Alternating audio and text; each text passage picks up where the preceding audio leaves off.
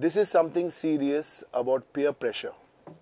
Now, I'm going to talk to you today about a concept which hasn't yet come to India, but I've spent about 4 months every year in the US, and it's the raging issue there, and it's only a matter of time before it comes here. Peer pressure or cyberbullying. Now, as parents, please get onto the net now. It's a very involved subject. Please get onto the net now. Go and Google cyberbullying. Read all you can about cyberbullying. Cyberbullying is the new avatar of peer pressure. In other words, and now please don't think, this won't happen to my child, this won't happen to my daughter. It can happen to anyone. It can happen to your son, my daughter, anyone.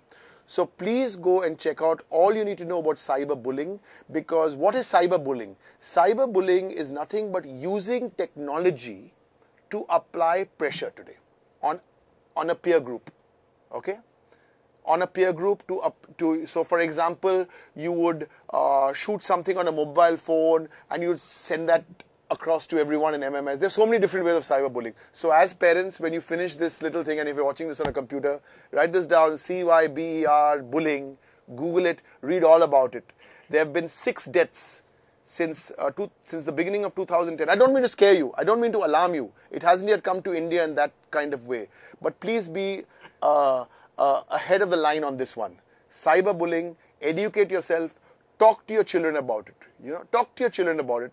Talk to your children about it so they get aware of what this very dangerous trend is. Actually, peer pressure, P for peer, P for parent. Peer pressure can be amplified if the parent also applies pressure. There's a peer pressure and there's a parent pressure. Okay, let me talk to you on a subject which you may feel, you may think Derek is going beyond the line, but let me just talk to you. If you've got a teenage son and a teenage daughter who's maybe 13, 14, 15, okay? And if your teenage daughter or son under peer pressure comes and realizes a sexual preference, if he or she is gay. Today, and I'm talking to you this very frankly, not as a television personality or something like that, or an author, but just as a parent. Today, if you look at, especially in Europe and in the US, most of the pressure today is for children who are in the age group of 12, 13, 14, 15, who cannot express their sexual preference, Because if we say a boy likes a boy, he's suffering from a disease or he's suffering from illness. So you have to give your son, give your daughter opportunities to talk about this. Something like this, what I'm talking about, would never be talked about in schools. And that's the sad part, We need to talk about this. We need to open up a little. So if a 13-year-old boy or if a 13-year-old girl can come to his mother or his father and say, listen, I've got a different sex, or I'm loving a boy. You're looking shocked. I can almost see you shocked while you're watching this. But no, bottom line, friends, we need to open our hearts. We need to open our eyes. We need to open our minds. Peer pressure is not a subject which I can talk about in 30 seconds or 1 minute. I think it's a very intense subject. It's a subject which has it has different angles to it. But let's take one aspect of peer pressure where we can find a simple, I wouldn't say solution, but sometimes it will be a little simpler to address. And that is two-way.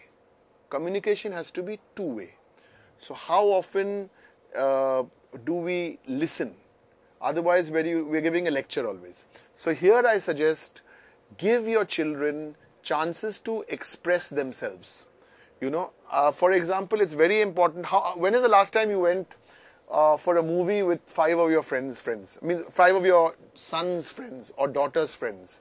I think the best way to avoid this peer pressure is to bond with 2 or 3 close friends of your son or your daughter.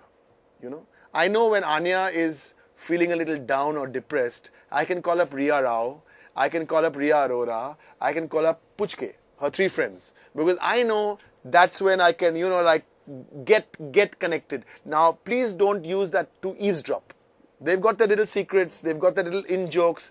You don't try and be a policeman, okay? You don't try and be a policeman. You just try and be a friend. And I think this often works for me as a parent, is have those 3 or 4 friends who treat you very specially, okay?